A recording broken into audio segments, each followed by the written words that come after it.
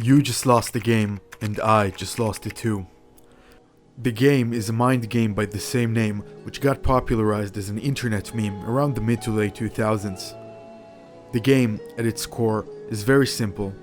1. The objective of the game is not to think about the game. 2. The moment you remember the game, you lose and have to announce your loss in some way. 3. Everyone who knows about the game is playing. Those are the basic rules, although some rule sets expand upon that. One interesting thing to note about this is that the game doesn't require consent in order to play, since simply knowing about the game and having a basic grasp of it means you can lose and are thus playing. Sure, you can just not announce your losses, I guess, but that doesn't change the fact you participated in your head. I know what you did, you cheating lamp of fuck. Another thing is that the game generally doesn't abide by anything resembling traditional game theory. The game has no start or end, and there are no conditions for winning either, since being aware of winning itself counts as a loss. This doesn't stop people from speculating though. Some argue that the person who becomes aware of the game then goes about the rest of his life never remembering it again as a winner, although that scenario does seem quite improbable. Some argue that the real goal of the game is to get everyone on Earth playing, because some people just get a kick out of inserting thought viruses into other people's minds, I guess. Some believe that the game was never invented per se, but was rather a concept that existed since the beginning of time and was simply discovered by humanity. But if you want something more concrete, there are various documented historical events that could be interpreted as leading up to the emergence of the game. Here's a brief timeline. In 1840, prominent Russian writer Leo Tolstoy played a game with his brother that required them to, quote, stand in the corner and not think of the white bear. A seemingly simple task which proved to be quite challenging in fact. This white bear game eventually made it to the English-speaking world in the 20th century, where new variants emerged. One of them, involving pink elephants, was described in 1947 by Paul Goodman. In 1969, mathematics professor Anatole Beck and David Fowler wrote an article about the game Finchley Central, quote, two players alternate naming the stations of the London Underground.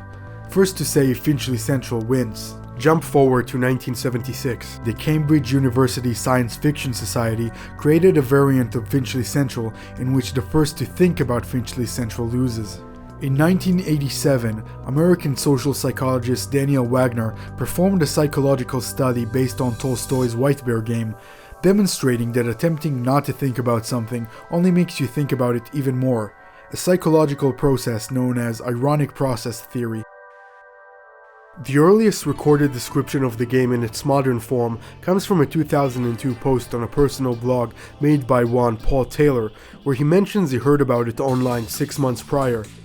It is likely that the game was mentioned online even before that, and there are accounts of it being played in real life, in more or less the modern version as early as the late 90s, but the hard evidence for all of that is flimsy, although it would make sense.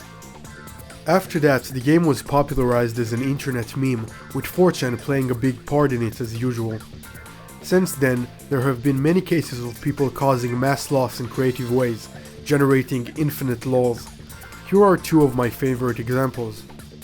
In 2009, an online poll by Time magazine asked users to choose the world's top 100 most influential people.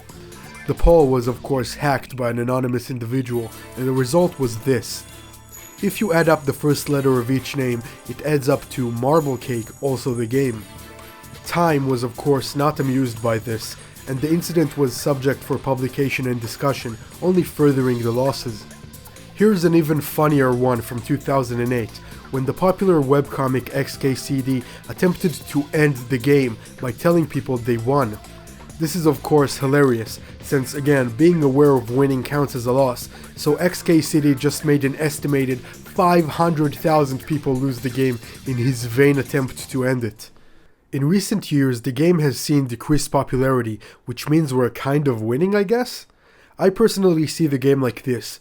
It's a concept that is both super annoying, but also incredibly interesting as an experiment in social psychology and the human mind, and it will likely never truly die out for good, so we all lose, really. Now, enjoy being aware of all of this for the rest of your life, and don't think about liking and sharing this video if you enjoyed it. Thanks for watching. I was Eden Suki of Not Aiming for the Truck. See you next time.